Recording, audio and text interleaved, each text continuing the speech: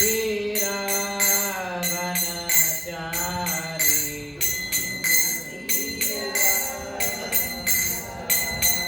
यमुना तीरा वनचारी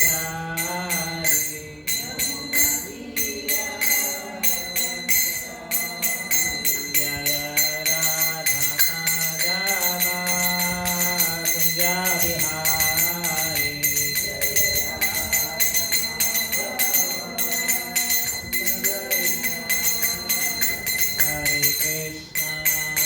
हरे कृष्णा कृष्णा कृष्णा हरे हरे हरे राम राम राम हरे हरे हरे कृष्णा कृष्णा कृष्णा हरे हरे हरे राम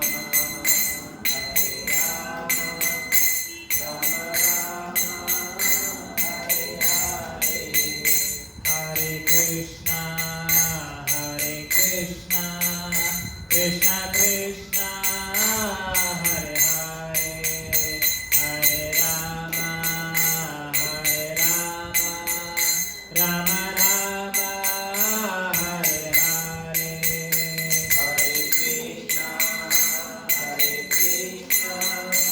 कृष्णा कृष्णा हरे हरे हरे राम हरे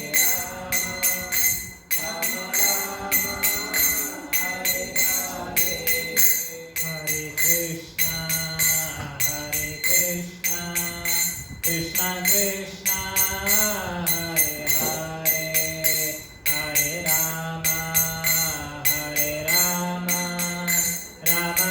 राम राम हरे हरे हरे कृष्णा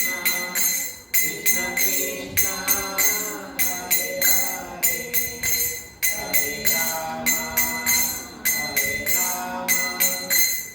राम राम हरे हरे हरे कृष्णा कृष्णा कृष्णा हरे हरे हरे राम राम हरे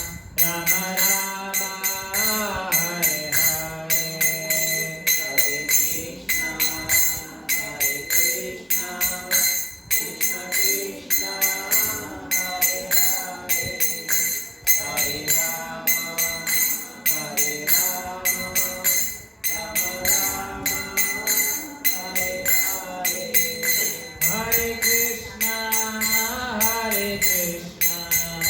कृष्णा कृष्णा हरे हरे हरे राम राम हरे हरे हरे कृष्णा कृष्णा कृष्णा हरे हरे हरे राम राम हरे हरे जय गंधर्विका गिरिधारी गौरा हरे जय गंधर्विका गिरिधारी गौरा जय लक्ष्मी नरसिम्हा जय अनंत देव लक्ष्मी नरसिम्हा जय अनंत देव जय लक्ष्मी नरसिम्हा जय अनंत देव लक्ष्मी नरसिम्हा जय अनंत देव जय पंचतत्व जय पंचतत्व जय पंचतत्व जय पंचतत्व जय पंचतत्व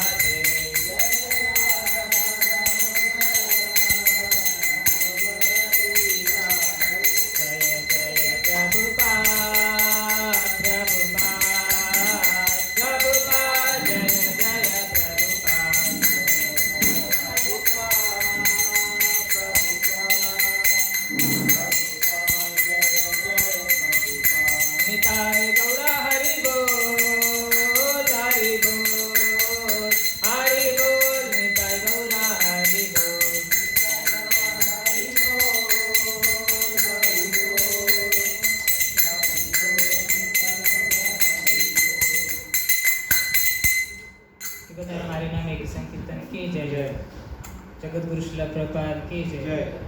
हरे कृष्ण।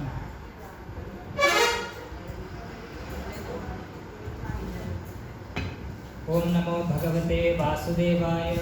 ओम नमो भगवते वासुदेवाय। ओम नमो भगवते वासुदेवाय। ओम नमो भगवते वासुदेवाय। ओम नमो भगवते वासुदेवाय। ओम नमो भगवते वासुदेवाय। नारायणं नमस्कृत्य नारायणं नमस्कृत्य नरं चैव नरोत्तमं नरं चैव नरोत्तमं देवीं सरस्वतीं व्यासं देवीं सरस्वतीं व्यासं ततो जयमुदीरये। ततो जयमुदीरये। नष्टप्रायेषु अभद्रेषु नष्टप्रायेषु अभद्रेषु नित्यं भागवत सेवया नित्यं भागवत सेवया भगवतेरुत्तमश्लोके भगवते उत्तमश्लोके भक्तिर्भवति नैष्टिकी। भक्तिर्भवति नैष्कृति। हरे कृष्ण। हरे कृष्ण। सबके लिए स्वागत। अब कल श्लोक सुने थे, श्लोक संख्या अध्याय 2 श्लोक संख्या 12, अभी 13। अभी भगवान अभी शरीर के बारे में अभी वर्णन करें। अभी पश्चिमी अध्याय में भगवान अर्जुन ने हमने सुना, अभी भगवान बोल रहे हैं। तो भगवान क्या बोल रहे हैं? आत्मा की ज्ञान पहले दे रहे हैं, तो आध्यात्मिक ज्ञान भगवान दे रहे हैं। सो अभी आज का क्लास एक्चुअली कन्नड़ा है, तो मैं कन्नड़ा और हिंदी दोनों में भी बात करूँगा। कन्नड़ा में पढ़ूँगा और हिंदी में भी बोलूँगा। तो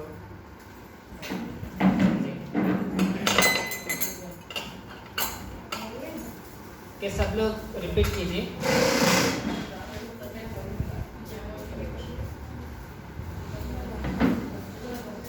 अध्याय 2 श्लोक 13 सब बोलिए। देहिनोऽस्मिन् यथा देहि कौमारं यौवनं जरा तथा देहान्तरप्राप्ते धीरास्तत्र न मुह्यते। देहिनोऽस्मिन् यथा देहि कौमारं यौवनं जरा तथा देहान्तरप्राप्ते धीरास्तत्र न मुह्यते। इसका अर्थ भी समझेंगे। देहि देहि ಅಂದ್ರೆ ಈ ದೇಹ ಅಂದ್ರೆ ಈ ಶರೀರ। अभी मैं कन्नड़ा में पढ़ूंगा, उसके बाद आपको हिंदी अनुवाद बोलूंगा।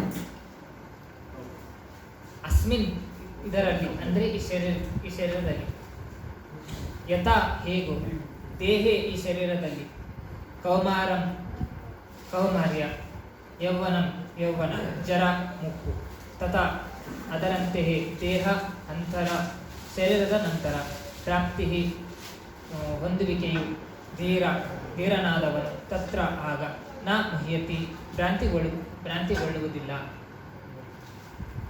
ಸೊ ಅನುವಾದ: ದೇಹಸ್ಥ ಆತ್ಮವು ಈ ದೇಹದಲ್ಲಿ ಬಾಲ್ಯದಿಂದ ಯೌವನಕ್ಕೆ ಮುಪ್ಪಿಗೆ ಒಂದೇ ಸಮನೆ ಸಾಗುವ ರೀತಿಯಲ್ಲಿ ಆತ್ಮವು ಸಾವಿನ ನಂತರ ಮತ್ತೊಂದು ದೇಹಕ್ಕೆ ಸಾಗುತ್ತದೆ. ಧೀರನಾದವನು ಇದರಿಂದ ಗೊಂದಲಕ್ಕೆ ಒಳಗಾಗುವುದಿಲ್ಲ. ಭಾವಾರ್ಥ ಟ್ರಾನ್ಸ್ಲೇಷನ್ ಭಾವಾರ್ಥ ಶ್ರೀ ಭಕ್ತಿವೇದಾಂತ ಸ್ವಾಮಿ ಶ್ರೀಲ ಪ್ರಭುಪಾದಕ್ಕೆ. ಪ್ರತಿಯೊಂದು ಜೀವಿಯು ಪ್ರತ್ಯೇಕ ಆತ್ಮ. ಆದುದರಿಂದ ಪ್ರತಿಯೊಂದು ಜೀವಿಯು ನಿಮಿಷಕ್ಕೂ ತನ್ನ ದೇಹವನ್ನು ಬದಲಾಯಿಸುತ್ತಿರುತ್ತದೆ. ಕೆಲವೊಮ್ಮೆ ಮಗುವಿನಂತೆ, ಕೆಲವೊಮ್ಮೆ ಯುವಕನಂತೆ, ಮತ್ತೊಮ್ಮೆ ಮುದುಕನಂತೆ ಕಾಣಿಸಿಕೊಳ್ಳುತ್ತದೆ. ಆದರೆ ಇರುವುದು ಒಂದೇ ಆತ್ಮ. ಇದು ಯಾವ ಬಗೆಯ ವ್ಯತ್ಯಾಸವನ್ನು ಹೊಂದುವುದಿಲ್ಲ. ಈ ಪ್ರತ್ಯೇಕ ಆತ್ಮವು ಕಟ್ಟಕಡೆಗೆ ಸಾವಿನ ಸಮಯದಲ್ಲಿ ದೇಹವನ್ನು ಬದಲಾಯಿಸುತ್ತದೆ ಮತ್ತು ಇನ್ನೊಂದು ಶರೀರವನ್ನು ಪ್ರವೇಶಿಸುತ್ತದೆ. ಮುಂದಿನ ಜನ್ಮದಲ್ಲಿ ನಿಶ್ಚಯವಾಗಿ ಅದಕ್ಕೆ ಭೌತಿಕ ಅಥವಾ ಆಧ್ಯಾತ್ಮಿಕ ದೇಹವಿರುವುದರಿಂದ ಅರ್ಜುನನು ದುಃಖಿಸಲು ಕಾರಣವೇ ಇಲ್ಲ. ಭೀಷ್ಮ ಮತ್ತು ದ್ರೋಣರ ವಿಷಯದಲ್ಲಿ ಅವನಿಗೆ ತುಂಬ ಕಳವಳಿಯಾದರೂ ದುಃಖಿಸುವ ಕಾರಣವಿಲ್ಲ. ಅದರ ಬದಲು ಅವರು ಹಳೆಯ ದೇಹಗಳನ್ನು ಬಿಟ್ಟು ಹೊಸ ದೇಹಗಳನ್ನು ಪ್ರವೇಶಿಸಿ ತಮ್ಮ ಚೈತನ್ಯವನ್ನು ಮತ್ತೆ ಪಡೆದುಕೊಳ್ಳುತ್ತಾರೆ ಎಂದು ಅವನು ಸಂತೋಷ ಪಡಬೇಕು. ಯಾವುದೇ ಮನುಷ್ಯನ ಬದುಕಿನ ಕರ್ಮಗಳಿಗೆ ಅನುಗುಣವಾಗಿ ವಿಧವಾದ ಭೋಗಗಳು, ನೋವುಗಳು ಲಭ್ಯವಾಗುವುದಕ್ಕೆ ದೇಹದ ಈ ಬದಲಾವಣೆಯೇ ಕಾರಣ. ಭೀಷ್ಮರು ದ್ರೋಣರು ಪುಣ್ಯಚೇತನರು. ಆದುದರಿಂದ ನಿಶ್ಚಯವಾಗಿಯೂ ಮುಂದಿನ ಜನ್ಮದಲ್ಲಿ ಅವರು ಆಧ್ಯಾತ್ಮಿಕ ಶರೀರವನ್ನು ಪಡೆಯುವರು. ಕೊನೆಯ ಪಕ್ಷ ಸ್ವರ್ಗ ಮೊದಲಾದ ಲೋಕಗಳಲ್ಲಿ ಐಹಿಕ ಬದುಕಿನ ಉನ್ನತ ವಿಭೋಗಗಳನ್ನು ಅನುಭವಿಸಲು ದೇಹಗಳನ್ನು ಪಡೆಯುವರು. ಹೇಗೆ ಆಗಲಿ ದುಃಖಿಸಲು ಕಾರಣವೇ ಇಲ್ಲ. ಜೀವಾತ್ಮ ಪರಮಾತ್ಮ ಮತ್ತು ಐಹಿಕ ಪ್ರಕೃತಿ ಹಾಗೂ ಆಧ್ಯಾತ್ಮಿಕ ಪ್ರಕೃತಿ ಇವುಗಳ ಸ್ವರೂಪದ ಪರಿಪೂರ್ಣ ಅರಿವಿರುವವನು ಧೀರ ಎಂದು ಕರೆಯುತ್ತಾರೆ. ಇಂತಹ ಮನುಷ್ಯನು ದೇಹಗಳ ಬದಲಾವಣೆಯಿಂದ ಭ್ರಾಂತನಾಗುವುದಿಲ್ಲ. ಆತ್ಮವನ್ನು ಭಿನ್ನಾಂಶವನ್ನಾಗಿ ಕತ್ತರಿಸಲು ಸಾಧ್ಯವಿಲ್ಲ ಎಂಬ ಮಾತ್ರಕ್ಕೆ ಆತ್ಮದ ಏಕತ್ವದ ಮಾಯವಾದಿ ಸಿದ್ಧಾಂತವನ್ನು ಒಪ್ಪಲು ಸಾಧ್ಯವಿಲ್ಲ. ಹೀಗೆ ಪ್ರತ್ಯೇಕ ಆತ್ಮಗಳಾಗಿ ಕತ್ತರಿಸುವುದೆಂದರೆ ಪರಮನನ್ನು ಕತ್ತರಿಸಲು ಸಾಧ್ಯ, ಅದು ಬದಲಾಗಬಹುದು ಎಂದು ಹೇಳಿದಂತಾಯಿತು. ಇದು ಪರಮಾತ್ಮನಿಗೆ ಬದಲಾವಣೆ ಎನ್ನುವುದೇ ಇಲ್ಲ ಎನ್ನುವುದನ್ನು ತತ್ವಕ್ಕೆ ವಿರುದ್ಧವಾದದ್ದು. ಗೀತೆಯು ಒಂದು ಅಂಶವನ್ನು ದೃಢಪಡಿಸುತ್ತದೆ: ಪರಮಪ್ರಭುವಿನ ವಿಭಿನ್ನಾಂಶಗಳು ಸನಾತನನಾದವನು. ಇದನ್ನು ಕ್ಷರ ಎಂದು ಕರೆಯುತ್ತಾರೆ. ಹೀಗೆಂದರೆ ಐಹಿಕ ಪ್ರಕೃತಿಯಲ್ಲಿ ಬೀಳುವ ಪ್ರಕೃತಿ ಅವುಗಳದು. ಈ ವಿಭಿನ್ನಾಂಶಗಳು ಶಾಶ್ವತವಾಗಿ ವಿಭಿನ್ನಾಂಶಗಳೇ. ಮುಕ್ತಿ ಪಡೆದ ಅನಂತರವೂ ಜೀವಾತ್ಮವು ಭಿನ್ನಾಂಶವಾಗಿಯೇ ಉಳಿಯುತ್ತದೆ.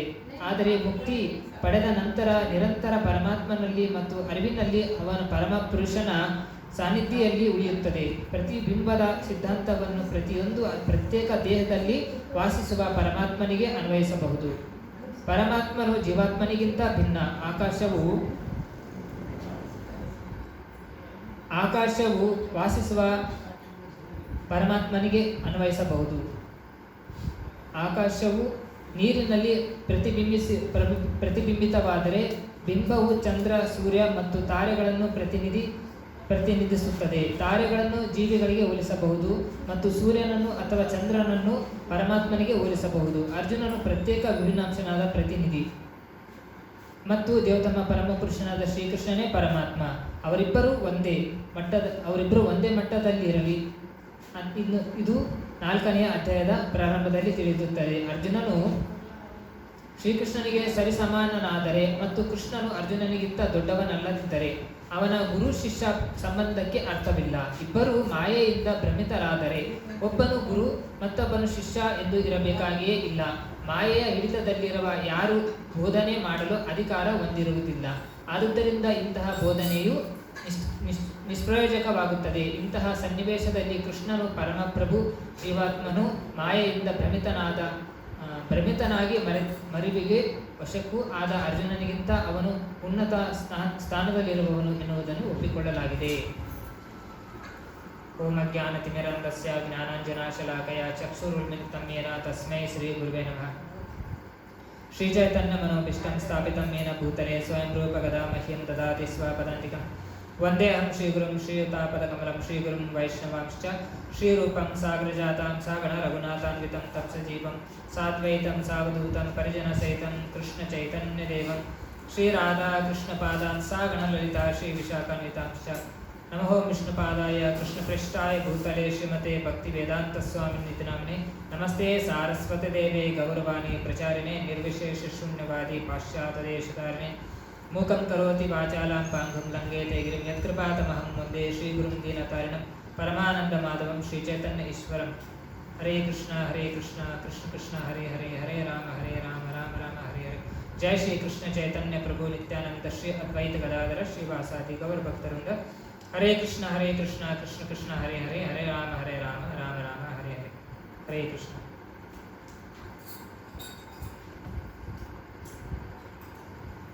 अभी समझेंगे इसको हिंदी में। इसका मतलब क्या है? अभी यहाँ पर हम देख रहे हैं दो है ना श्लोक ना संख्या 13। तो अभी इसमें बोला गया है देहिन यस्मिन् यथा देहि कौमार यौवना जरा तथा देहांतर प्राप्ति धीरज तत्र न मुह्यत. यानी कि इस शरीर में जो आत्मा, हमारा जो आत्मा जो है वो इस शरीर से ऐसे गुजर रहा है. यानी कि देहस्थ आत्मा जो शरीर में रहकर इस शरीर को ओढ़े जाता है. यानी कि देहस्थ आत्मा क्या है? देहिनस्मिन् यथा देहि. देहि यानी कि देह. यस्मिन् देहि का मतलब है देही का मतलब होता है देह अस्मिन, ಇದರಲ್ಲಿ दो शरीर है।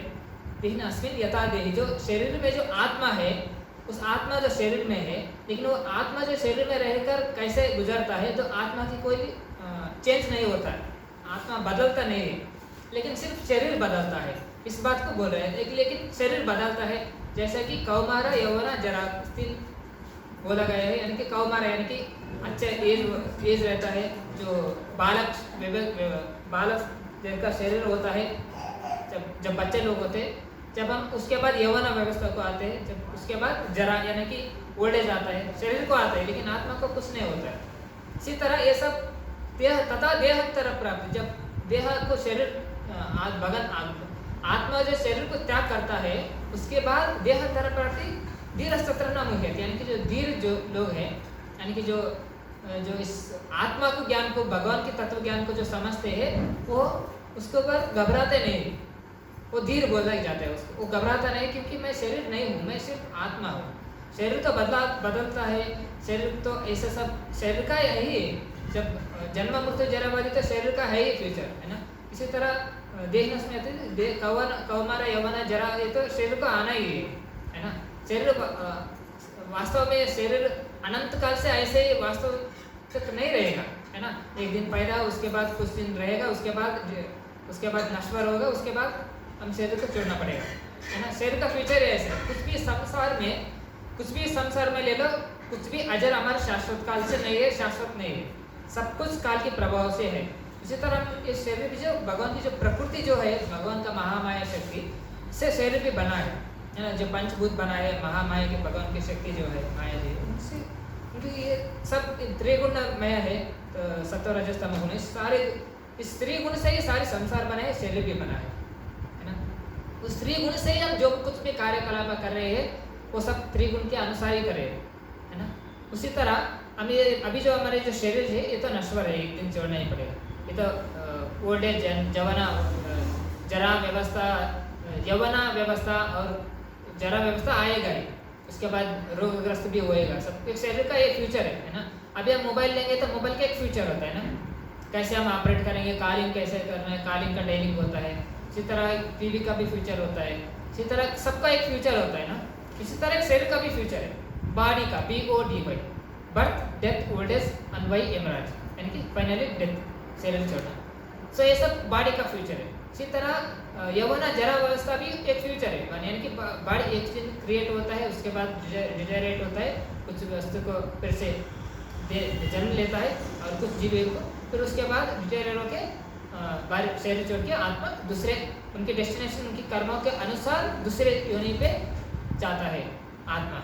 हम जो भी कार्यकलाप किए हैं, अच्छा है बुरा, जो भी अच्छे विचार हो या बुरे अधर्म हो, कर्म हो, विकर्म हो, जो भी हम अच्छे बुरा धर्म या अधर्म जो भी इसमें हम किए हैं, शास्त्र के अनुसार भगवान की जो नेचर है, प्रकृति, वो हमको नेक्स्ट योनि में भेजती है। जैसे कि मान लो अभी तीन तरह के से हम समझ सकते हैं।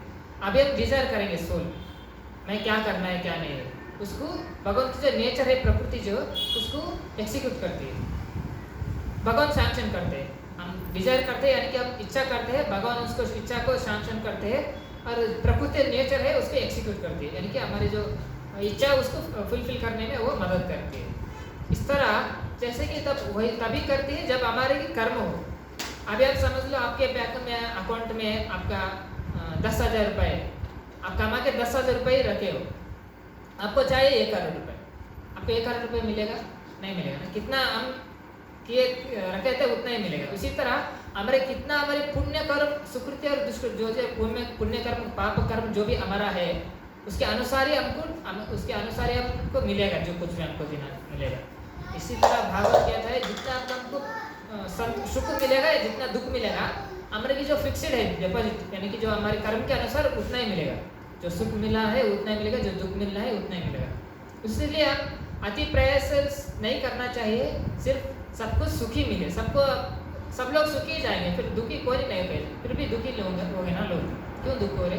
क्योंकि उनके कर्म के जो जोखा है वही मिलेगा उनको। इसी तरह शरीर भी मिला है उनके कर्म के अनुसार ही, लेकिन हम जब मनुष्य जन्म में आए, ये दुर्लभ मानुष्य जन्म में, इसीलिए हमको चांस मिला है भगवान की भक्ति करके हम वापस जाने का भगवत। सो इसी तरह शरीर का फ्यूचर ये है जन्म मृत्यु जरा व्याधि, है ना। ये फ्यूचर ये है देहिनस्मिन् यथा देह, ऐसा शरीर पास होता है आत्मा शरीर से, लेकिन आत्मा में कोई बदलाव नहीं होता है। आत्मा यथारूप ऐसा ही रहता है, अचिंत्य हमारा शाश्वत काल से। लेकिन जो शरीर जो है हमारा, जो इंद्रिय जो शरीर जो है, इसको बदलावन होता है। आत्मा को बदलावन चेंजेस नहीं है, सिर्फ शरीर को बदलावन है। इसी तरह इसमें कहा गया देहिनस्मिन् यथा देह कौमार यौवन जरा। इसमें इसी तरह भागवतम में, श्रीमद् भागवत महापुराण में 7th कैंटो में कहा गया है, इसमें 6 चेंजेस होते हैं शरीर का, यानी कि 6 बदलावन होता है शरीर का। उसमें बारे में चर्चा श्रीमद् भागवतम में 7th कैंटो में आता है। तो इसी तरह यहाँ पर अनुवाद में कहा गया है देहस्म आत्मವು शरीरದಲ್ಲಿ ಬಾಲ್ಯದಿಂದ ಯೌವನಕ್ಕೆ। इस आत्मा जो है जो बाल्य व्यवस्था से यौवन व्यवस्था जाता है, लेकिन आत्मा जा रहा है शरीर के साथ, लेकिन शरीर बदलावन हो रहा है ना। लेकिन आत्मा का बदलावन नहीं होता है। जब आत्मा शरीर छोड़ने के बाद फिर भी आत्मा यथारूप ऐसा ही रहता है, उसका कोई बदलावन नहीं है। आत्मा अभी भगवान ने इस आध्यात्मिक ज्ञान को अर्जुन को बोलेंगे कैसे आत्मा अजर अमर है, लेकिन शरीर बदलता है, शरीर अज्ञान में। लेकिन आत्मा का फ्यूचर क्या है, शरीर का फ्यूचर क्या है, अभी बोला जन्म मृत्यु जरा व्याधि। अभी देहिनस्मिन् थे कौमार यौवन जरा, ऐसा कौमार भी वयस पे आता है, उसके बाद जरा वयस में आता है, यौवन वयस में आता है, रोगग्रस्त भी होता है। ये सब शरीर को होता है ना, आत्मा को होता है, आत्मा को कुछ नहीं होता है, सिर्फ शरीर को बदलाव होता है ना।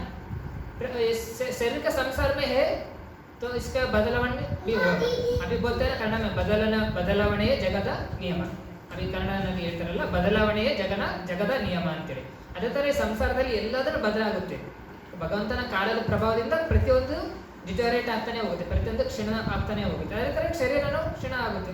ಅದೇ ಥರ ನಾವು ಮನುಷ್ಯ ಜನ್ಮದಲ್ಲಿ ಬಂದಿದ್ದೇವೆ ಅಂದಮೇಲೆ मनुष्य जन्म का मेन उद्देश्य, हमारे मनुष्य जन्म का इम्पोर्टेंट क्या है, उसको हमारे मनुष्य जन्म का लक्ष्य क्या है, जिंदगी का गोल ऑफ लाइफ क्या है, ये समझना बहुत ही प्रामुख्य है।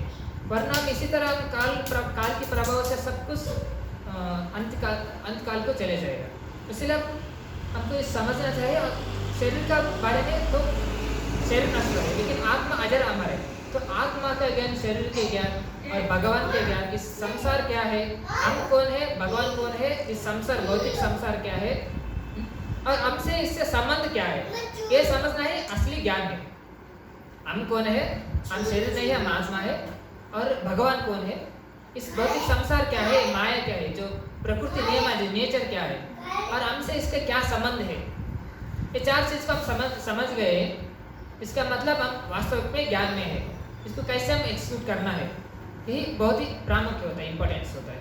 तो इसी तरह इस संसार में जो अभी हम आए हैं, तो इस शरीर में है, तो इस शरीर को कैसे हम यूज़ करेंगे, है ना। इस शरीर को हम कैसे यूज़ करना है, शरीर का मुख्य उद्देश्य क्या है। भगवान ने हमको मनुष्य जन्म दिए है, उस मनुष्य जन्म को हम कैसे यूज़ करना चाहिए, है ना, यही बहुत ही प्रमुख है।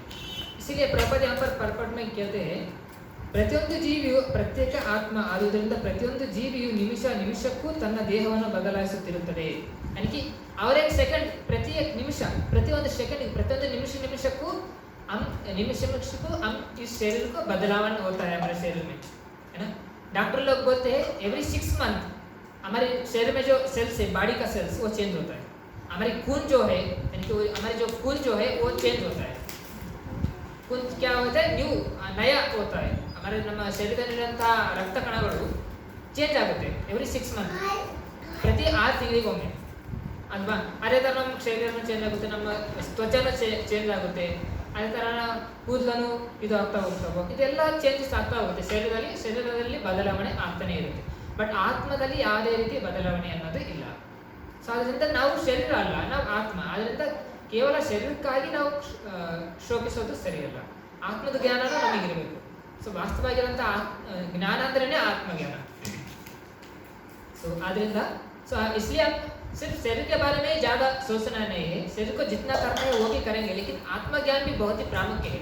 भगवान इसलिए भगवान अर्जुन को आत्मज्ञान दिया, तभी अर्जुन आके उसके जो सारी कन्फ्यूजन थे, सारे दुख थे, दूर हो गया, है ना। जब अर्जुन कब खुश हुआ, कब उसके सारे डाउट्स, सारी प्रॉब्लम्स दूर हो गए, जब भगवान उनको आत्मा का ज्ञान, भगवान के तत्व, भगवत ज्ञान का दिया, भगवत ज्ञान दिया, आध्यात्मिक ज्ञान दिया, आत्मा का ज्ञान दिया। आध्यात्मिक ज्ञान से ही हम सारे दुखों से हम पार हो सकते हैं। इस भौतिक संसार में मेटेरियल प्रॉब्लम्स को यानी कि भौतिक समस्या को हल क्या है, भौतिक समस्या ही नहीं ढूंढना है, आध्यात्मिक ज्ञान ही समस्या का हल है। इस संसार में भौतिक दुखों का मूल क्या है, उस भौतिक दुखों को कैसे दूर करना है, इस समस्या में क्या कौन सा ढूंढना है, आध्यात्मिक ज्ञान ही समस्या को हल कर सकता है। नहीं तो और एक भौतिक समस्या और एक समस्या को ये करता है। इसीलिए बहुत ही इम्पोर्टेंट है तो आत्मा के ज्ञान लेना। शरीर के ज्ञान क्या है, शरीर क्या है और आत्मा क्या है, और हम शरीर है या फिर आत्मा है, ये बहुत ही प्रामुख्य है। अगर हम समझेंगे हम शरीर ही हम है तो हम वास्तव में हम ज्ञान में नहीं है। बोलते ना जो पशु पक्षी योनि भी होते हैं वही समझते हैं मैं ही शरीर हूँ, और सिर्फ पेट के लिए ये करते हैं, उनका कोई टेंशन नहीं, सिर्फ पेट कैसा आहार इंद्र पाइमते नहीं, इसलिए वो प्राणी पक्षी लोग करते हैं। लेकिन हम भी केवल उधर बढ़ने विद्या के ही ले रहे हैं, लेकिन आत्मा उद्धार का विद्या नहीं ले रहे। जो भगवान दिए भाई आध्यात्मिक ज्ञान है, वास्तविक राज विद्या है, उसको हम नहीं ले रहे। भगवान हमारे उद्धार के लिए ये ज्ञान दिया है, इसलिए हमको देना चाहिए, गीता को सुनना चाहिए, पढ़ना चाहिए। तो भगवान हमारे उद्धार के लिए भगवान को ज्ञान दिया है, और हमारे सारे संसार की जो समस्या है उसको पार करने के लिए, हमारे दुख है, असली दुख क्या है, जन्म मृत्यु जरा है, इसको पार करने के लिए। इसलिए आपको भगवान अभी अर्जुन को क्या ज्ञान पहले समझा रहे हैं, क्या ज्ञान समझा रहे, आत्मा क्या है और शरीर क्या है, आत्मा कैसा अजर अमर है और शरीर कैसे नश्वर है ना, इसके बारे में भगवान अभी डिटेल वर्णन दे रहे हैं। इसलिए अभी शरीर देहिनोऽस्मिन् यथा देहि कौमार यौवन जरा, किस तरह शरीर कौमार व्यवस्थे यौवन व्यवस्थे जरा यानी कि ओल्ड एज व्यवस्थे पे आता है, उसके बाद एक दिन शरीर छोड़ के आत्मा और शरीर लेता है। जो भी धीर जो है, धीर सत्र नाम हुए थे, जो धीर व्यक्ति है जो है वो कभी उसको घबराता नहीं है, उसको घबराहट नहीं होता है शरीर, क्योंकि वो समझता है हाँ मैं शरीर नहीं हूँ, मैं आत्मा हूँ, मैं अजर अमर शाश्वत हूँ, मैं भगवान का दास हूँ, भगवान जीवेर स्वरूप हो ये कृष्णेरा नित्य दास, सो भगवान का दास हूँ, मैं उनका सेवा करना है मेरा वास्तविक धर्म है। ये जब समझता है व्यक्ति तभी वो सारी भयों से मुक्त हो जाता है। भागवत में कहा जाए है सुनोतम सौतका कृष्ण पुण्य श्रवण कीर्तन हृदय तो अभद्राणी विदुनोति, हृदय में जो अभद्र है सभी तुल जाएंगे। और कृष्ण भगवान कृष्ण के शोक भक्ति करने से क्या होगा, शोक मोह भयपार कृष्ण वही श्रूयमाणाय कृष्णे परम पुरुषे भक्ति उत्पत्ति पुंसम शोक मोह भयपार। शोक यानी कि क्या है, दुख है, शोक मोह यानी कि मोह है, मोह माया है, भयापहा यानी कि भय है, यानी कि भगवान कृष्ण की भक्ति करने से शोक मोह भयापहा सब निकल जाएगा, है ना। हमको सब शोक होता है ना, शोक क्यों होता है, अज्ञान की वजह से शोक होता है। अभी अर्जुन क्यों शोक कर रहा था, शरीर भौतिक प्लेटफॉर्म पे था, केवल वो अर्जुन क्या देख रहा था कि शरीर को देख रहा था। अगर वो नहीं मानेगा कभी तो शरीर छोड़ना पड़ेगा ना, शरीर तो वास्तव में ऐसे ही नहीं रहेगा, शाश्वत काल तक तो नहीं रहेगा, एक दिन शरीर छोड़ना ही पड़ेगा ना सबको, है ना। शरीर को ओल्ड एज आएगा ही, शरीर को रोगग्रस्त होएगा ही शरीर, है ना, यौवन जरा अवस्था को आएगा, उसके बाद शरीर को छोड़ना पड़ेगा। इसीलिए किस लिए इम्पोर्टेंट है, तो आत्मा का ज्ञान भी इम्पोर्टेंट है और भौतिक ज्ञान भी इम्पोर्टेंट है, दोनों भी इम्पोर्टेंट है, लेकिन आत्मा ज्ञान सबसे इम्पोर्टेंट है। सिर्फ हम शरीर के ज्ञान में नहीं रहना चाहिए, है ना। अगर हम आत्मा हम वास्तविकता को नहीं समझे, अगर हम शरीर है या आत्मा है, अगर हम शरीर है तो शरीर तो छोड़ना पड़ेगा, अगर हम आत्मा है तो आत्मा तो अजर अमर है, वास्तविक तो आत्मा ही है हम, है ना। तो किस लिए शरीर के लिए क्यों दुख कर रहे हैं, क्योंकि हम शरीर तो हमारे कर्म के अनुसार शरीर मिला है हमको ना, तो आत्मा तो वास्तविक है भगवान के, क्योंकि हम वास्तविक, क्योंकि हम आध्यात्मिक कण है, भगवान के अंश है ना, इसलिए आत्मा शाश्वत अजर है। इसलिए आत्मा की ज्ञान, आत्मा का फ्यूचर क्या है, सच्चिदानंद विग्रह के भगवान है, सत्य यानी कि पूर्ण सत्य है, सत्यम परम दिव्य है यानी कि परम सत्य है, चित्त यानी कि पूर्ण ज्ञानानंद है, सब कुछ पता है आत्मा को, सारे ज्ञान है, आनंदमय अभ्यास, आनंद पूर्ण आनंद में डूबा रहता है, ये भगवान के पीछे आत्मा के वो हम है। लेकिन हम भौतिक संसार में आ गए, हमारे कर्मों के द्वारा हम इस भौतिक संसार में हम शरीर में फंस गए, तो इस शरीर के अज्ञानता जो है, हम जो संसार में मैं ये हूँ, मैं अहम ममेति अतः गुरुता क्षेत्र सुताप्त वितर जनस्य मोहयम अहम ममेति भागवत के पहले कैंटो शब्द में मैं और मेरा समझ लिए है, वही अज्ञान है। जो वास्तव में मैं कौन हूँ, मैं आत्मा हूँ, मेरा कौन है, मेरा भगवान कृष्ण है, ये हम समझेंगे, यही असली ज्ञान है। मैं आत्मा, मेरा कौन है? भगवान श्री कृष्ण, वही मेरे परम पिता भगवान सब। अभी हम अज्ञान की वजह से उल्टा हो गया। क्या हो गया? हम समझे मैं शरीर हूँ, मेरा ये संसार है ना, ये उल्टा हो गया ना, यही अज्ञान है। क्योंकि अब यही इंपॉर्टेंट पॉइंट है। तो हम इसको समझ गए तो हम भगवान की भक्ति करना ही हमारे वास्तविकता धर्म है। तो इस ज्ञान को क्लैरिफाई हो गया तो हम भगवान की भक्ति करने लगेंगे। हमारे जीवन की सारी जो ये है भगवान टेक केयर करेंगे, है ना। भगवान सब कुछ, हम भगवान की दैविक प्रकृति में आश्रित होंगे। बहुत ही इंपॉर्टेंट है समझना, अब मैं कौन हूँ, भगवान कौन है, ये समस्त प्रकृति नेचर क्या है और मुझे इससे संबंध क्या है, भगवान के हमारे संबंध क्या है, ये बहुत ही प्रमुख है। हरे कृष्ण। इसीलिए हमको इस सबको समझना बहुत ही जरूरी है। इसलिए अभी प्रभुपाद यहाँ पर एक्सप्लेन कर रहे हैं, बदलागुತ್ತದೆ ಕೆಲವೊಮ್ಮೆ ಮಗುವಿನಂತೆ ಕೆಲವೊಮ್ಮೆ ಯುವಕನಂತೆ ಮತ್ತೊಮ್ಮೆ ಮುದುಕನಂತೆ ಕಾಣಿಸಿಕೊಳ್ಳುತ್ತದೆ. ಆದರೆ ಇದರಿಂದ ಒಂದು ಆತ್ಮವು ಇದು ಯಾವ ಬಗೆಯ ವ್ಯತ್ಯಾಸವನ್ನು ಹೊಂದುವುದಿಲ್ಲ. ಪ್ರತ್ಯೇಕ ಆತ್ಮವು ಕಟ್ಟಕಡೆಗೆ ಸಾವಿನ ಸಮಯದಲ್ಲಿ ದೇಹವನ್ನು ಬದಲಾಗುತ್ತದೆ ಮತ್ತು ಇನ್ನೊಂದು ದೇಹವನ್ನು ಪ್ರವೇಶಿಸುತ್ತದೆ. ಮುಂದಿನ ಜನ್ಮದಲ್ಲಿ ನಿಶ್ಚಯವಾಗಿ ಅದಕ್ಕೆ ಭೌತಿಕ ಶರೀರ ಆಧ್ಯಾತ್ಮಿಕ ದೇಹವಿರುವುದು. अभी हमारे कर्मों के अनुसार ही हमको नेक्स्ट शरीर मिलेगा, है ना। हम गारंटी नहीं है हमको सिर्फ मनुष्य जन्म में ही मिलेगा, हमको कोई गारंटी नहीं है मनुष्य जन्म में मिलेगा, ऐसा नहीं है। हमको मनुष्य जन्म में कब मिलेगा पता है हमको? अभी 84 लाख डिफरेंट तरह के अलग अलग योनियाँ हैं, वो सब पास होने के बाद लास्ट में एंड में मनुष्य शरीर हमको मिलेगा। हमको कोई गारंटी नहीं है। हम सिर्फ मनुष्य जन्म में पैदा हुए, अभी नेक्स्ट लाइफ में मनुष्य जन्म में भी आएंगे, फिर उसमें भक्ति देखेंगे, भक्ति करेंगे, नहीं है ऐसा वो नहीं सकता। हमारे कर्म के अनुसार हम किसमें योनि में जा सकते, मनुष्य जन्म में आने की ये नहीं है, गारंटी नहीं है कोई। इसी तरह अभी प्रभुपाद बोल रहे हैं, अभी जो प्रभुपाद यहाँ पर एक्सप्लेन कर रहे हैं, अभी वो जो है, जो उनकी जो आत्मा जो है,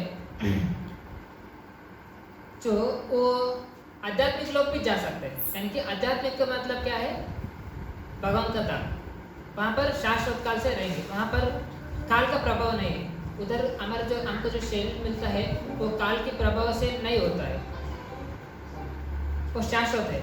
वो भी शरीर शाश्वत आध्यात्मिक शरीर भी मिल सकते हैं, हम भगवान की भक्ति करेंगे। तो इसलिए अगर हम भगवान की नहीं भक्ति करेंगे, सिर्फ माया की सेवा में रहेंगे, तो हम माया में ही पड़े रहेंगे, है ना। तो माया मतलब यही संसार है, मृत्यु संसार वर्तमान, यानी कि इस मृत्यु संसार में माया की सेवा में रहेंगे। दो ही हमको करना है, कृष्ण की सेवा, भगवान की सेवा, या फिर माया की सेवा। हम डिसाइड करना है किसका हमको सेवा करना है। भगवान की सेवा करेंगे, वास्तव आनंद प्राप्त करेंगे, या फिर अज्ञान पूर्व ज्ञान में रहेंगे, या फिर माया की सेवा। अगर भगवान की सेवा करेंगे वास्तविक आनंद प्राप्त करेंगे, माया से मुक्त हो जाएंगे और पूर्ण ज्ञानानंद में रहेंगे। अगर हम माया की सेवा करेंगे, इस अंधकार में फंसे रहेंगे, अज्ञान में ग्रसित हो जाएंगे, हमारा ज्ञान कवर हो जाएगा और हम सोचेंगे हम वास्तव में हम सुख नहीं है, फिर भी हमको सुख पाने की उत्तिष्ठा होगी, लेकिन हम वो सुख कैसे पाने हमको पता नहीं चलेगा। हम दुखी हो जाएंगे। दुखी में ऐसे अनंत जन्म घटे है हमारा, ऐसे ही चलते रहेगा अनंत कालों से, है ना। एक सुंदर श्लोक बोलते हैं, शंकराचार्य, आदि शंकराचार्य, बालावस्था क्रीड़ा शक्ति। जब बाल अवस्था में होगा तो क्रीड़ा शक्ति में होएगा, खेल कूद में जिंदगी बिताएगा। तरुणावस्था तरुणी आसक्त, तो तरुण अवस्था में आएगा कॉलेज पढ़ने के लिए, तरुणी के अवस्था में आसक्त होगा, यानी कि लड़के और लड़की के पे आसक्त होगा, लड़के और लड़की के पास उसमें समय व्यतीत करेंगे। और वृद्धावस्था चिंता शक्त, जब वृद्ध हो जाएंगे चिंता करते करते मर जाएंगे, लेकिन परब्रह्म को कोई आसक्ति, परब्रह्म से कोई आसक्ति नहीं रहेगी। इसी तरह हम सब लोग ऐसे ही चले जा रहे हैं, कोई ना कोई प्रॉब्लम्स रहेगा। इस भौतिक संसार के प्रॉब्लम सॉल्व करने में ही हमारी ज़िंदगी चला जाएगा, हमको पता ही नहीं चलेगा कब ज़िंदगी गुजर गई है ना। हमको पता ही नहीं चलेगा हमको कैसे ज़िंदगी हमको मिला है, कितना अमूल्य है ज़िंदगी, लेकिन हम इतना मनुष्य में आकर इतना अमूल्य ज़िंदगी जीवन पाकर हम सदुपयोग नहीं किए, दुरुपयोग किए। इसका मतलब है हम व्यतः कालहरण किए।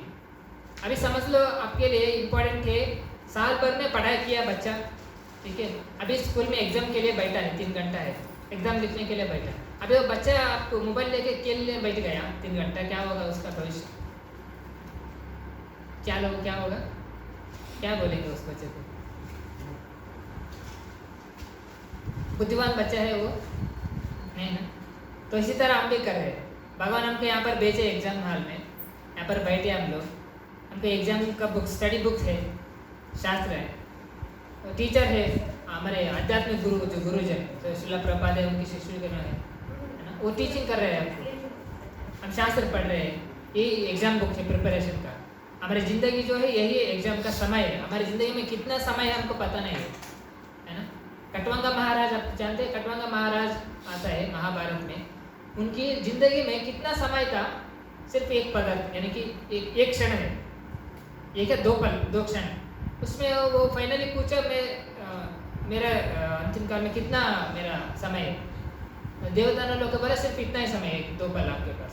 तो उतने समय में वो भगवान की दान करते हुए उनका शरीर छोड़ा, भगवान खुद आपको वापस हुए है ना। लेकिन हमको ऐसा पॉसिबल नहीं है, क्योंकि हम कलयुग की जीवी है। हम जिंदगी भर हम भक्ति प्रैक्टिस करेंगे तभी हम अंत्यकाल में भगवान की स्मरण कर पाएंगे। वो भी डिफिकल्ट है।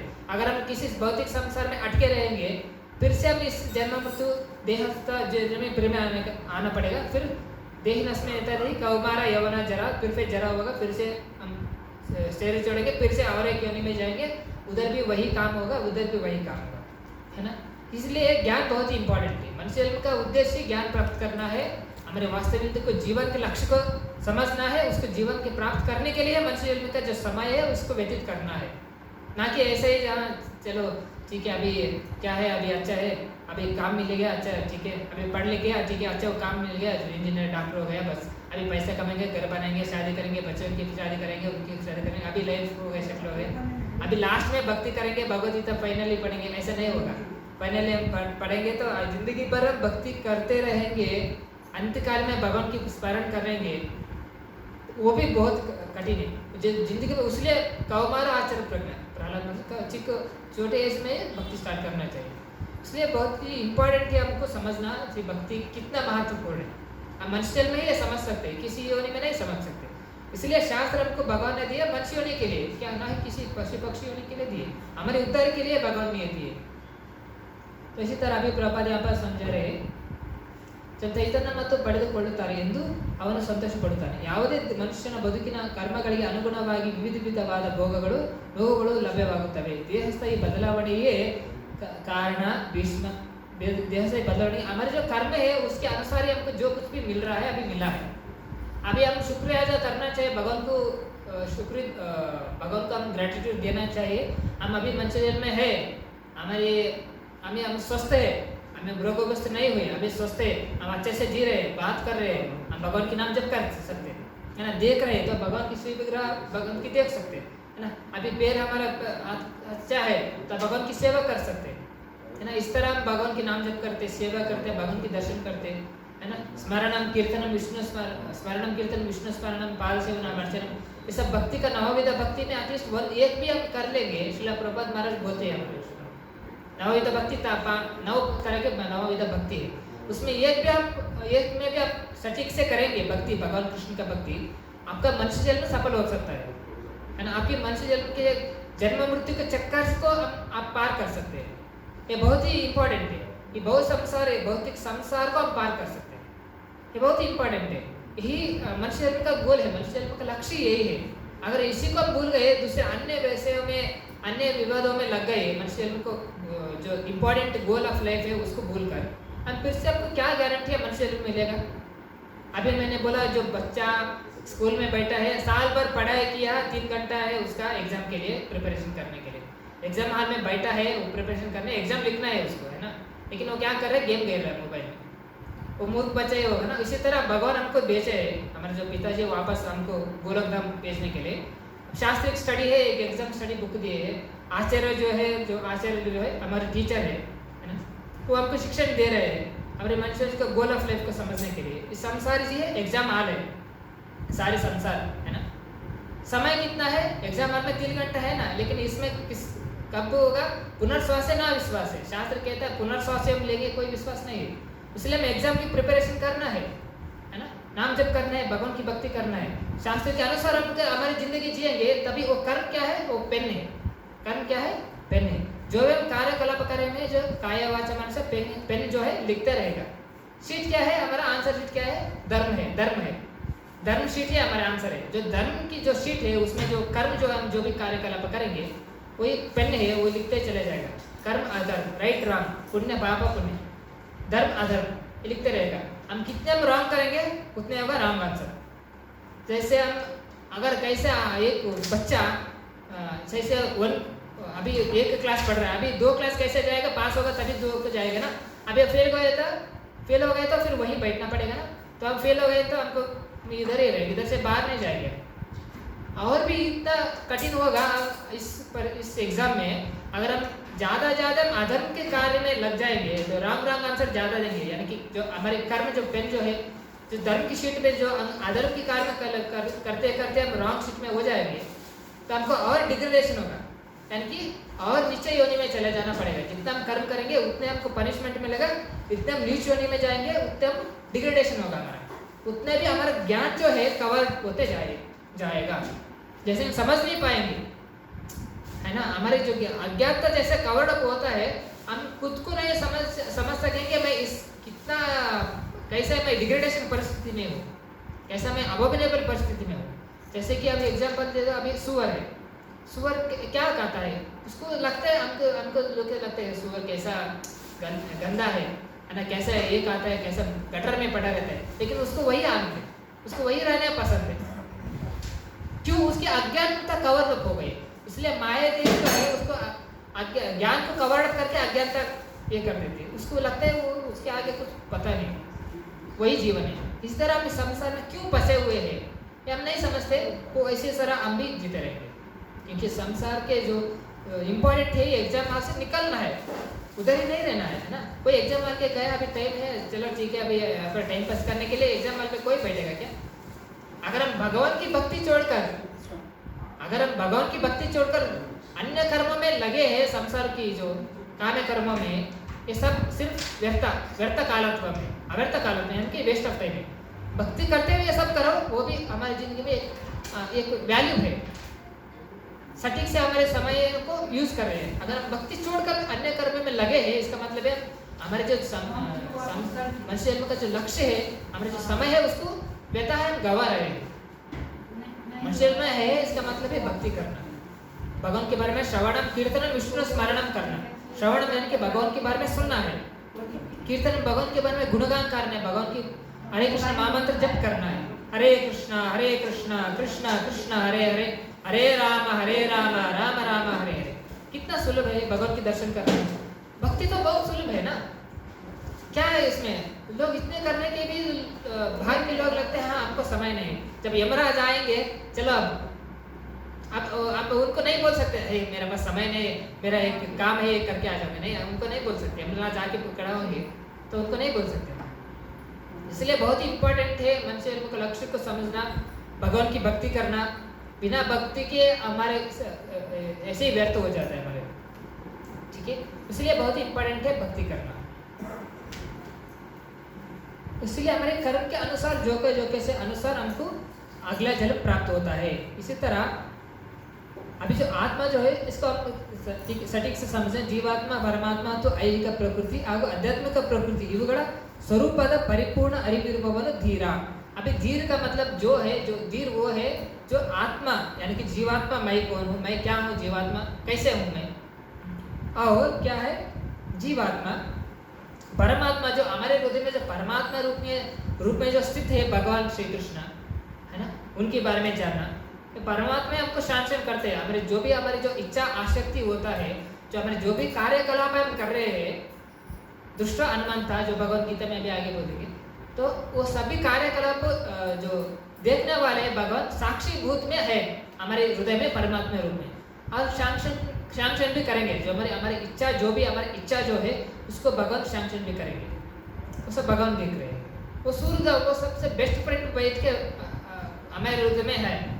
हमारे इस शरीर में इस शरीर को छोड़ के चले जाऊंगा अगले शरीर को मेरे कर्म के अनुसार, फिर भी भगवान अगले शरीर में भी मेरे साथ रहेंगे। भगवान परमात्मा के रूप में है ना, ये बहुत ही इंपॉर्टेंट है। ये भगवान तो हमेशा हमारे साथ रहने वाले, हमेशा हमारे हित ही चाहेंगे भगवान। इसलिए क्यों भगवान को आना पड़ेगा धरती पे, क्यों आके शिक्षण देना था। भगवद गीता अर्जुन का कहती है क्यों भगवान तो आत्माराम है, उनके लिए कुछ करने की जरूरत नहीं, स्वयं तुष्ट है, आत्माराम है। आत्माराम का मतलब है स्वयं सेल्फ सेटिस्फाइड, वो सेल्फ सेटिस्फाइड है। हमारे लिए तृप्ति के लिए कुछ चाहिए, भगवान के लिए कुछ नहीं चाहिए। ये इम्पोर्टेंट है, ये समझना इम्पोर्टेंट है। लेकिन क्यों आ रहे भगवान, क्यों आके लीला कर रहे हैं हमारे लिए, हमारे जीवों की उद्धार के लिए। हम जो संसार में फंसे पड़े हैं, दुखों में फंसे पड़े हैं, दुखों में ग्रसित हो गए हैं, है ना। हमको इस भौतिक संसार से उठाने के लिए, वास्तविक जिंदगी हमको देने के लिए भगवान वास्तविक उनके बैक टू गार्डन बुलाने के लिए, बैक टू गार्डन लेने के लिए भगवान यहाँ पर आके लीला करते हैं, हमको अट्रैक्ट करते हैं। उनके भगवान की गुणगान करेंगे, लीला को सुनेंगे, गाएंगे, भगवान के नाम जप करेंगे, हम भगवान की भक्ति करेंगे। ये सारे संसार की विविधता से, सारे कर्म बंधन से, चक्रों से, पापों से सब मुक्त होकर भगवान की तरफ वापस चले जाएंगे। इसलिए भगवान हमारे उद्धार के लिए आते हैं। गीता किस लिए भगवान ने दी, हमारे उद्धार के लिए दी है ना। तो हम इसको नहीं समझेंगे। कुछ लोग बोलते हैं गीता पढ़ा, अरे मेरे पास समय नहीं, अभी ओल्ड एज होने के बाद पढ़ूंगा।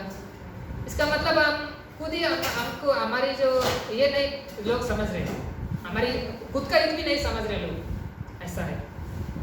तो इसलिए क्या समझना है, जीवात्मा, परमात्मा और प्रकृति, संसार के प्रकृति क्या है और आध्यात्मिक तत्व क्या है, इसको समझना ही मनुष्य जन्म का लक्ष्य है। सो इसीलिए आत्मा विनाम से वन कतरे सरो साथ। अभी आत्मा को कोई कुछ नहीं कर सकता। सो आत्मा तो अजर अमर रहेगा। तो इसलिए आत्मा की ज्ञान को समझना और इस भौतिक संसार में जो दुविधा है, उस सारे दुखों से बाहर निकलना ही मनुष्य जन्म का लक्ष्य होता है। अगर हम इसको छोड़ देंगे, हम वास्तविकता में ज्ञान में नहीं है। इस बाहर के लोग ये सब इसी में पड़े हैं, इस संसार की जो ज्ञानता नहीं हो रहे हैं, इसलिए वो अज्ञान में पड़े हैं। जब हमको ज्ञान कब मिलेगा, जब भक्ति कब मिलेगा, भगवान के बारे में सुनना है, भगवान क्यों हमको क्या शिक्षण दे रहे हैं, हमारी ज़िंदगी का असली सच क्या है ना। ये बहुत ही इंपॉर्टेंट है। हम इसको नेगलेक्ट करेंगे तो लोग इस जो संसार में नहीं आएंगे, नेगलेक्ट करेंगे, सो वास्तविकता में वो ज्ञान ही नहीं है उसको। इसलिए उसको बहुत ही प्रामुख्य इंपॉर्टेंट है उसको समझना। अभी क्षर का मतलब होता है, एक अक्षर होता है, एक क्षर, यानी कि अक्षर का मतलब है जो वास्तविकता है, अक्षर ज्ञान, और एक होता है क्षर ज्ञान, यानी कि क्षर यानी कि नश्वर है, यानी कि संसार में जो कि हम ज्ञान ले रहे हैं, मैं डॉक्टर हो, PhD हो, कुछ भी हो, ये सब अक्षर है, ये सब क्षर है यानी कि नाशवान है। और एक ज्ञान है अक्षर है, अक्षर यानी कि वास्तविक है, वास्तविक सच। कि वास्तविक सच भगवान है, वास्तविक सच हम आत्मा है, और वास्तविक सच भगवान श्री कृष्ण का धाम है, वास्तविक धाम है, गोलोक वृंदावन वैकुंठ धाम, यही वास्तविक सच। इस सच को भगवान के हमारे संबंध ज्ञान को समझना, यही अक्षर है, यानी यही असली ज्ञान है। और एक क्षर ज्ञान है, ये संसार में जो कुछ भी हम ले रहे हैं, डॉक्टर हो, PhD हो, कुछ भी हो, ये सब शरीर नष्ट होने के बाद सब कुछ नष्ट हो जाता है। ये बोलते हैं, इसको बोलते हैं क्षर यानी कि नष्टवान। एक अक्षर यानी कि वास्तविकता ज्ञान। तो इसलिए आपको ये बहुत ही इंपॉर्टेंट है। और श्रीमद् भागवत महापुराण में कहा गया है कि 6 तरह के चेंजेस होते हैं, 6 काइंड्स ऑफ चेंजेस। क्या बोलते हैं इसको, just of the fruits of the flowers of a tree in due course of time undergo 6 changes. जैसे कि इसको एग्जाम्पल दिया गया है इस श्लोक में। श्लोक का नाम है, श्लोक श्रीमद् भागवत में 7.7.80। इसमें कहा थे, श्लोक में ऐसा कहा गया है, जन्मद्या सत् इमे भावा दृष्ट्वा देहस्य नात्मना फलानाम इव वृक्षस्य कालेन स्वेश्वर मूर्तिना। इसका अर्थ है, just as the fruits of the flowers of the tree in due course of time undergo 6 changes. जैसे कि अभी आप एग्जाम्पल इसमें दिए गए हैं कैसे मनुष्य का शरीर चेंजेस होता है। अभी एक वृक्ष है, अभी वृक्ष में जो फ्रूट मिलेगा, अभी समझ लो मैंगो फ्रूट है, ठीक है, मैंगो फ्रूट है। इस मैंगो फ्रूट में आ गया, पहले छोटे से होता है, उसके बाद रेपिन होता है, उसके बाद फुल्ली फ्रूट्स रेपिड होता है, यानी कि जो पका हुआ आम है, स्वीट आम है ना। उसके बाद पका हुआ आम कंप्लीटली पक जाता है, वो आम क्या हुआ है, गिर जाता है ना। कुछ फ्रूट्स अपने आप गिर जाते हैं। क्यों गिर जाते हैं, जब फुल्ली रेपिड होता है वो अपने आप इस वृक्ष से डिवाइड हो जाता है ना। ऐसा पत्ते भी हम देखते हैं, जैसे पत्ते भी छोटे छोटे पत्ते रहते हैं, उसके बाद खुलते हैं, उसके बाद उसको जो ग्रीननेस आता है, उसके बाद पत्ते क्या होते हैं, सूखने पड़ता है। तो जब पत्ते सूख जाता है उसके बाद फिर क्या होता है, गिर पड़ता है नीचे। उसी तरह हमारे शरीर भी है। इसी तरह बर्थ, एक्सिस्टेंस, ग्रोथ, ट्रांसफॉर्मेशन, बेंडलिंग एंड देन डेथ, ये 6 ट्रांसफॉर्मेशन। बर्थ यानी कि शरीर बर्थ होता है ना, जन्म लेते हैं माँ के गर्भ से, है ना। उसके बाद क्या होता है, एक्सिस्टेंस, जब कुछ दिनों तक, कुछ साल तक रहता है ना, जीता है। उसके बाद क्या होता है, ग्रोथ, अब बढ़ने लगता है, बढ़ते बढ़ते कुछ साल तक जीता है। उसके बाद ट्रांसफॉर्मेशन, उसके बाद शरीर ट्रांसफर्ड होता है, ये बना उसके ऐसा। उसके बाद और क्या करता है, और एक इसको ग्रोथ करता है, और एक शरीर को, जैसे शादी होता है और उनके बच्चे भी होते हैं ना, उनको और एक यानी को जन्म देता है। उसके बाद ट्रांसफॉर्मेशन होता है शरीर में। उसके बाद डंडलिंग यानी कि डिटोरेट, यानी कि शरीर क्षीण होने लगता है, ओल्ड एज आने लगता है। उसके बाद देन डेथ, उसके बाद शरीर नश्वर हो जाता है। ये सारे चेंजेस होता है बॉडी में। उसके बाद the material body which is obtained by the spirit soul under different circumstances, यानी कि हमारे जो भी कार्यकलाप हम किए हैं उसके अनुसार हमको जो एक शरीर मिलता है आत्मा को, डिफरेंट सर्कमस्टेंसेस यानी कि विविधता की व्यवस्था के अनुसार, है ना। और जैसे हम कार्यकलाप किए हैं उसके अनुसार, है ना। Undergo similar changes, however there is no such a changes for the spirit soul, यानी कि हमारे जो आत्मा है, हमारे आत्मा के लिए ऐसे कोई चेंजेस नहीं है, सिर्फ शरीर के लिए है। इसलिए बहुत ही इम्पोर्टेंट है इस ज्ञान को समझना। इसलिए इस ज्ञान को, और मध्वाचार्य जो हमारे जो परंपरा में जो मध्वाचार्य आते हैं वो इस बात को बोलते हैं, मध्वाचार्य जी आत्मा के बारे में ज्ञान देते हैं। षड्विक्रमम शरीरस्य न विष्णुस्तद् गतस्य च तद् अधिनां शरीरं च ज्ञात्वा तं ममतं त्यजेत्। अभी इसको क्या बोल रहे हैं आदिशंकर मध्वाचार्य जी, since the body is the external future of the soul, there is not soul, the soul is not dependent on the body, rather the body is the dependent on the soul। अभी इसमें बहुत important point कहा है। अभी इसमें क्या कहे है, अभी the sense the body is the external future of the soul. External यानी कि बाहरी दृष्टिकोण से एक्सटर्नल फ्यूचर है इस आत्मा का, ये शरीर है ना, हमारे कर्म की वजह से मिला है। लेकिन यहाँ पर the soul is not dependent on the body, rather the body dependent on the soul, यानी कि शरीर से आत्मा जो है शरीर से डिपेंडेंट नहीं है, शरीर है इसलिए आत्मा डिपेंडेंट है। यानी कि हमारे अंदर जो शरीर, इस शरीर के अंदर आत्मा है, आत्मा की वजह से शरीर है। अगर समझ लो कि छोटा बच्चा है, वो बच्चा में आत्मा चले गया, है ना, शरीर पर डिपेंडेंट नहीं है आत्मा, जो आत्मा है उसीलिए शरीर डिपेंडेंट है। आत्मा, शरीर जो है आत्मा के ऊपर डिपेंडेंट है। जब आत्मा छोड़ के चला गया, जब बच्चा होता, जब ग्रोथ, अगर उसमें बच्चे में आत्मा रहता तभी तो ग्रोथ होता ना। अगर छोटे बच्चा होगा और शरीर छोटा है, तभी वो आत्मा समझ लो निकल गया, तब माँ बाप क्या करेंगे, शरीर को मिट्टी में मिल गया ना। तो क्या इम्पोर्टेंट है, आत्मा इम्पोर्टेंट है। इसलिए तो आत्मा की वजह से शरीर है ना, आत्मा की वजह से शरीर है।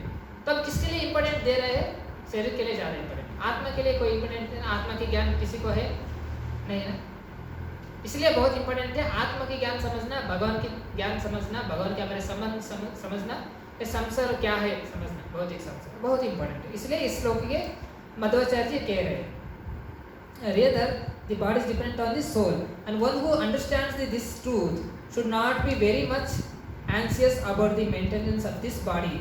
इस सच को जो जानता है वो इस बॉडी के लिए मेंटेनेंस के लिए ज़्यादा टेंशन नहीं लेता है, ज़्यादा टेंशन नहीं लेना पड़ेगा उसको। हाँ, जो आत्मा ही इम्पोर्टेंट है, आत्मा को हम शेयर कर रहे हैं। आत्मा का वास्तविक धर्म है भगवान की भक्ति करना। हमारे शरीर में जो भी हमारे संसार जो शरीर से जो संबंधित जो धर्म है वो हम करते चलेंगे, लेकिन इम्पोर्टेंट ही धर्म क्या है, भगवान की समय पुरुषो परो धर्मो ये तो भक्ति राधोक्षजा, भगवान की भक्ति करना, ये बहुत इंपॉर्टेंट समझ, ये हम समझ लेंगे तब वास्तविक में ज्ञान में रहेंगे। इस बात को कह रहे हैं, ठीक है। There is no possibility of maintaining the body permanently or eternally. अंतवंत फलादेशम नित्ययुक्त शरीरणम, एक दिन ये शरीर को छोड़ना ही पड़ेगा। ज़्यादा इसको इम्पोर्टेंस देंगे तो देना है, पर शरीर पोषण भरण के लिए तो करना है। लेकिन मैं ये कह रहा हूँ इसके लिए सिर्फ जारी जिंदगी हाँ शरीर के लिए ही कमाते रहो, शरीर के ही सब कुछ लगाते रहो। आगे अब अगर हम समझेंगे अभी योगा किस लिए कर रहे हैं, शरीर के लिए कर रहे हैं ना। ध्यान हॉस्पिटल को कुछ शरीर को हो गए, किस हॉस्पिटल को बाकी जाते हैं, क्यों जाते हैं? शरीर की इंपॉर्टेंस के लिए, शरीर के ज़्यादा ख्याल रख रहे हैं। आत्मा के लिए क्या कर रहे हैं? अभी ज्ञान ले ले, उधर भरने विद्या, पेट भरने वाला विद्या, शरीर पोषण करने वाला विद्या, शरीर संबंधी वाला विद्या। लेकिन आत्मा की ज्ञान नहीं है तो वास्तव में अज्ञानी बन गए ना। तो भगवान यही बात बोले, तो वास्तव का ज्ञान वो होता है तो आत्मा के ज्ञान, भगवान के ज्ञान वही नहीं है। हम तो ज्ञानी नहीं है हम लोग अकॉर्डिंग टू शास्त्र के अनुसार देखा जाएंगे तो। इसलिए शास्त्र के अनुसार बहुत ही इंपॉर्टेंट है इसको ज्ञान को समझना। अंत होते फलते समय, एक बार में अंत तो जाए, अंत हो जाएगा शरीर, है ना। इसलिए ज़्यादा इंपॉर्टेंस देना चाहिए आत्मा की। सभी शरीर की विद्या ले रहे हैं, भरण पोषण की विद्या, वो सिर्फ शरीर की पेट भरण की विद्या है, आत्मा उद्धार की विद्या नहीं है। आत्मा उद्धार की विद्या जो भगवान दे रहे हैं गीता में। एक होते हैं उदर भरण विद्या, यानी कि उदर यानी कि पेट, भरण विद्या यानी कि उदर भरण, उदर पोषण करने वाला, आहार के लिए वाला विद्या अभी हम ले रहे हैं। सब लोग उसी के लिए सारी जिंदगी दे रहे हैं, उसी के लिए। आत्मा उद्धार विद्या क्या है? जो हमारे आत्मा को इस जन्म मृत्यु चक्कर से कैसे पार करें। इस आत्मा जो वास्तव में अजरा हमारे शाश्वत है, आनंदमय है, वास्तव में आनंद चाहता है, कोई मरना नहीं चाहता है, कोई वोल्टेज नहीं चाहता है, लेकिन क्यों हमको फोर्स हो रहा है? हाँ, ये ज्ञान लेना है। और आत्मा के उद्धार कैसे हम करें, इस जन्म मृत्यु चक्कर से आत्मा को कैसे हम तारें, है ना।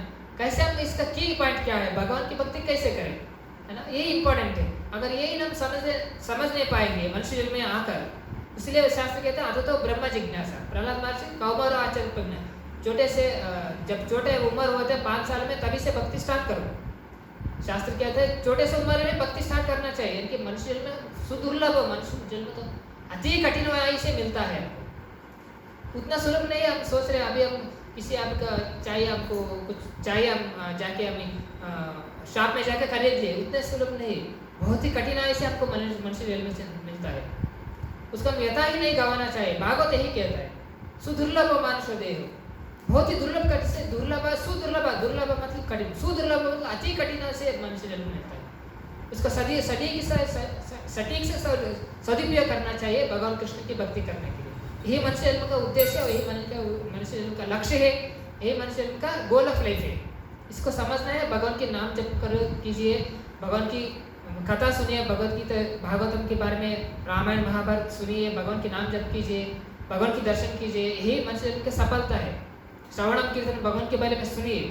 अब भगवान के अभी दर्शन करेंगे, कुछ लोग आएंगे, है ना, भगवान के दर्शन करेंगे, जाएंगे। और ये भगवान की दर्शन करना कैसे है? अगर भौतिक दृष्टिकोण से भगवान को वास्तव भगवान ने, है ना, भगवान जो आध्यात्मिक शरीर अचिंत्य है और भगवान तो आदोक्ष है। हम भौतिक दृष्टिकोण से भगवान को नहीं देख सकते, लेकिन कैसे हम भगवान को देख सकते हैं? शास्त्र भी सुनना है भगवान से। भगवान का कैसा रूप है, भगवान कैसे वास्तव में भगवान कैसे बोलते हैं ना, भगवान बहुत ही महान है, God is great, English word बोलते हैं ना, गॉड इज ग्रेट। कैसे गॉड इज ग्रेट? ಹಿಂಗೆ ಭಗವಂತ ಗಾಡ್ ಇಸ್ ಗ್ರೇಟ್ ಅನ್ನೋದನ್ನ ನಾವು ಶಾಸ್ತ್ರದ ಮುಖಾಂತರ ತಿಳ್ಕೋಬೇಕು. ನಂತರ ನಮಗೆ ಸ್ಪಷ್ಟವಾಗಿ ಗೊತ್ತಾಗುತ್ತೆ. ಜ್ಞಾನ ವಿಜ್ಞಾನ ಸಹಿತ ಹೇಳ್ತಾನಲ್ಲ ಭಗವಂತ ಭಗವದ್ಗೀತೆಯಲ್ಲಿ ಹೇಳ್ತಾನೆ, भगवान भगवद्गीता में बोलते हैं भक्तानां अभिजानाति इति जिसमें तत्वता, यानी कि तत्वता, तत्व यानी कि शास्त्र की तत्व ज्ञान से जो फिलोसॉफी अंडरस्टैंडिंग है, उसके जरिए मेरा भक्त मुझको जानता है। इसलिए बहुत ही इंपॉर्टेंट है, हमको पता चलना चाहिए क्या अधर्म है, क्या धर्म है, अज्ञानता क्या है, ज्ञान क्या है, क्या करना चाहिए, क्या नहीं करना चाहिए, भगवान क्या बोल रहे हैं हमारी भलाई के लिए। ये सभी ज्ञान है, बहुत ही इंपॉर्टेंट है। हम आत्मा है, कैसी भौतिक शरीर है, ये भौतिक संसार क्या है, हम कैसे इस चक्रव्यूह से पार करें, जन्म मृत्यु चक्रव्यूह से कैसे हम वास्तविक आनंद प्राप्त करें, है ना, कैसे हम वास्तविक आनंद प्राप्त करें, अजर अमर वास्तविक आनंद। ऐसा फ्लिकरिंग आनंद नहीं, किसी को खुश करने के लिए आनंद मिला मुझको, अभी थोड़ा आइसक्रीम खा लिया थोड़ा आनंद मिला, गुलाब जामुन खा लिया थोड़ा आनंद मिला, उसके बाद दुख मिला, ऐसा नहीं। वास्तविक आनंद, केवलम आनंद, ओनली हैप्पीनेस, ये हमको चाहिए। वास्तविक आत्मा तो वही चाहता है ना, उसको हम कैसे हम वास्तविक आनंद दें, ये इंपॉर्टेंट है मनुष्य का लक्ष्य। तो इसलिए मैं इसको बात को मैं ये कहना चाह रहा हूँ। इसलिए प्रपद यहाँ पर आगे एक्सप्लेन कर रहे हैं। तो अंत फल this is the statement of the Bhagavad Gita 2.18। इसमें 2.18 में भगवान अभी ये बात कह रहे हैं, शरीर तो एक मिनट नश्वर है, अंतवंत पारितोष। अल्पमेध से जो अल्पमेध जो व्यक्ति जो है तो सिर्फ शरीर के लिए क्षमता करेंगे वो, है ना। आत्मा के ज्ञानी नहीं है, वो अज्ञानी लोग हैं, ऐसे भगवान। The material body is the अंतवत परिशेबल, यानी कि जो नाशवान है शरीर, but the soul within this body is eternal, नित्य शोक्ता शरीरिणा। Lord Vishnu and the individual souls who are part and parcel of the him are both eternal, नित्यो नित्यानाम चेतनस चेतनानाम। भगवान कठोपनिषद में बोलते हैं नित्यो नित्यानाम चेतनस चेतनानाम। भगवान शाश्वत है, नित्य यानी कि अनंत काल से, अजर हमारे शाश्वत काल से रहने वाले भगवान है। नित्यो नित्यानाम यानी कि जो हम आत्मा है, जो हम भी अजर हमारे शाश्वत काल से रहने वाले शाश्वत है। चेतनस चेतनानाम, हमारे भी आत्मा का जो चेतन है, भगवान में जो चेतन है वही हमें भी चेतन है। हाँ, इसी तरह भगवान ये कह रहे हैं हम भी क्वांटिटी में हम डिफरेंट है, लेकिन क्वालिटी में एक ही है। यानी कि भगवान जैसे कि एग्जांपल देंगे, अभी जो गोल्ड है, सोना है, सोना का एक बड़ा पेड़ है, पहाड़ है, पहाड़, ठीक है। उस सोने में एक ही पहाड़ में एक छोटा सा टुकड़ा ले लो, वो भी सोना है, ये भी सोना है। इसी तरह जो बड़ा पहाड़ है सोना का, वो भगवान जैसा है, विभु है, विभु आत्मा, सुपर सोल। और हमने एक छोटा सा अणु आत्मा, भगवान के अंश होता है, अंश यानी कि भगवान के अंश, जो वास्तविक है भगवान का जो अंश है, तटस्थ शक्ति है भगवान, अंश आत्मा है, वो अंश है। तो हम भी वास्तव है, भगवान भी वास्तव है, हम भी शाश्वत काल से, भगवान भी शाश्वत काल से, हम भी भगवान भी अजर हमारे, हम भी अजर। किसी का गिरधार श्रीमान महाप्रभु की जय। इसी तरह इस बात को समझकर हम भगवान की भक्ति करना चाहिए। इसे भगवान कैसा, भगवान महान है, फिर भी इस भौतिक संसार में आकर अर्जुन की सारथी बनकर भगवद गीता के उपदेश देकर भगवान ने हमारे उद्धार लिए, हमारे उद्धार करने के लिए ये ज्ञान दिए है ना। सिर्फ कलयुग में केवल चाहती तापित्र ना हरि नाम उद्धारे ना, यानी कि कैसे भी कितना भी बड़ा पापी दुर्लभ, कितना भी बड़ा ये व्यक्ति भी क्यों ना हो, पापी भी अधम व्यक्ति पापी भी क्यों ना हो, केवल भगवान के हरिनाम में उसको उद्धार करेगा, कहता है शास्त्र। इसलिए कलयुग में सिर्फ सिंपल मेथड भगवान ने दिया हमके लिए, सिर्फ हरिनाम, भगवान का नाम जप करना, इतना भी नहीं कर सकते हमारे उद्धार के लिए।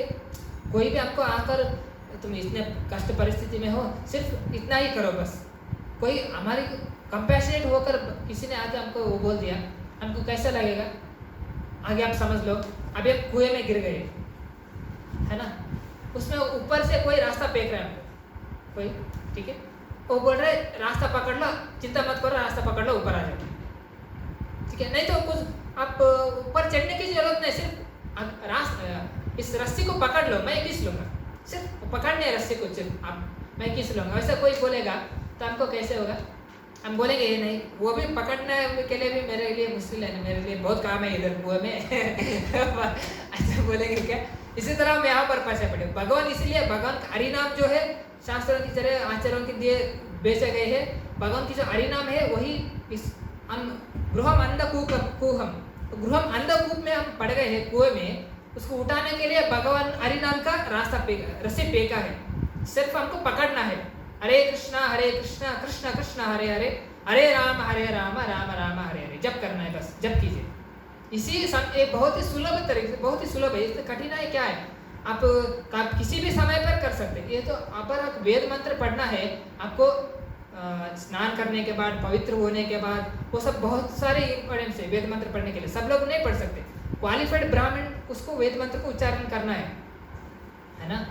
तो हरिनाम के लिए कोई भी चंडाल भी क्यों ना हो, वो भगवान के नाम जप कर सकते हैं, है ना। सिर्फ उससे हमारे कलयुग में जीवन का उद्धार सिर्फ भगवान हरिनाम के जरिए करेंगे। इतने भी सिंपल बोलेंगे भगवान, अरे इससे भी सिंपल और क्या दे दूँ आपको, बताओ, मैं खुद आके उठा के चले जाऊँगा आपको बिना आप कुछ किए बिना। अभी मेरे तब से देखो ना, मेरा एटलीस्ट मेरा नाम तो जप करो। अभी हम यहाँ पर देखेंगे महात्मार्थ में, और एक एग्जाम्पल भगवान देते हैं, एक हिंट देते हैं, समझ लो, कलयुग के जीवन के लिए, है ना। द्रौपदी कैसे भगवान को पुकारे कष्ट परिस्थिति में, उनकी कोई भी सहायता नहीं की।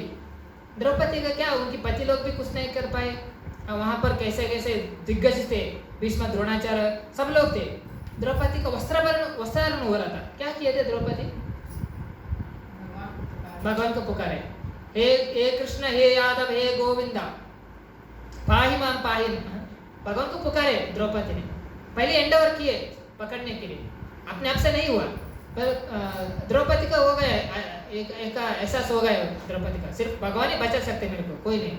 इसलिए भगवान दोनों हाथ उठा के द्रौपदी ने क्या बोले, हे कृष्ण, हे यादव, हे गोविंदा, हे यादव पते, पाहि माम पाहि, मुझको बचाओ, मुझे बचाओ। हाँ, तब जाके भगवान ने, हम पुकारे नहीं, भगवान के नाम ही नहीं ले रहे, कलयुग में इतने प्रॉब्लम से फंसे पड़े, गृह बंधक में फंसे, हम भगवान के नाम ही नहीं ले, इतना सुलभ दिए भगवान, अभी हम नहीं लेंगे तो क्या करेंगे? तो हम अपने आप, हम खुद को, लोग कलयुग के लोग खुद नहीं चाहते हैं कि हम इस दुखमय परिस्थिति से ऊपर उठ जाए, ज्ञान में आ जाए। सो इसलिए भगवान के नाम जप कीजिए। सो कलयुग में यही धर्म है, इसलिए मैं यहाँ पर विराम देता हूँ। Thank you very much. Hare Krishna Krishna Krishna Hare Hare, Hare Ram Ram Ram Ram Hare Hare. जगत गुरु श्री प्रभुपाद की जय।